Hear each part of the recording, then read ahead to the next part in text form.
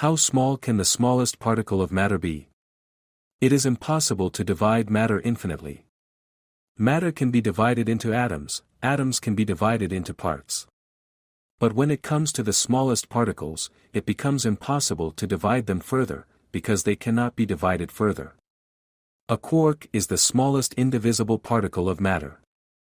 All other particles consist of a combination of different types of quarks, and possibly several other types of indivisible particles. If matter could be divided infinitely, then there would be an infinite variety of particles. Infinitely different from each other, they would not interact with each other in any way. And then there would be no atoms, no planets, no biological life. We boldly extrapolate our corpuscular perception of the world to space and time. Subconsciously, it is felt that space and time, like matter, can be divided only to a certain level, after which the observer will encounter elementary indivisible parts. Scientists even came up with the Planck length and the quantum of time. Let us assume that time can be divided only into the smallest indivisible segment, the duration of which is one segment of Planck time. Let us call this quantum of time a chronoquantum. Since the universe lives in them, it changes as discretely as the change of quanta occurs. In a movie, a single frame is motionless, and changes occur from frame to frame. With frequent frame changes, this is perceived as continuous movement. In the case of discrete time, the universe exists for one chronoquantum also in a motionless state, then it disappears in the interval, and then reappears in the next chronoquantum already in a slightly changed state. In one such cycle, the particles of matter move relative to each other by a maximum of 1 unit of Planck distance. It is difficult to imagine that the universe flickers like an image on a screen.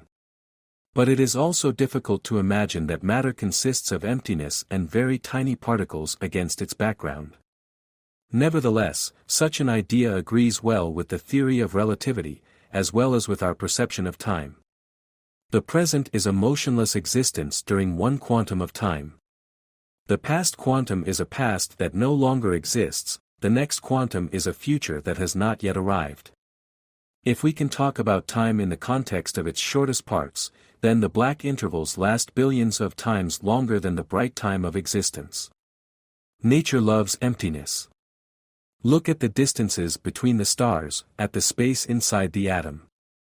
So we live only insignificant moments against the background of the infinity of black non-existence. Frames on a computer monitor do not appear by themselves. Behind each new frame there is a program recorded in memory and processed by microcircuits. The same is true for frames of the universe, they cannot go nowhere and reappear from nowhere. They must be recorded in memory, processed and reproduced in the next chronoquantum by machines that are outside our universe.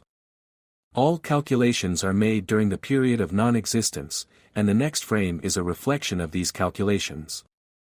That is why all the physical laws of our world are observed. But there is a nuance.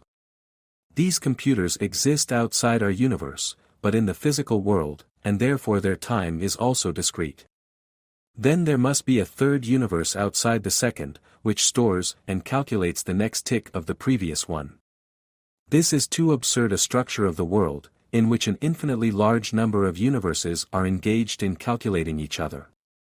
This can be avoided if we assume that time is continuous and can be divided to infinity.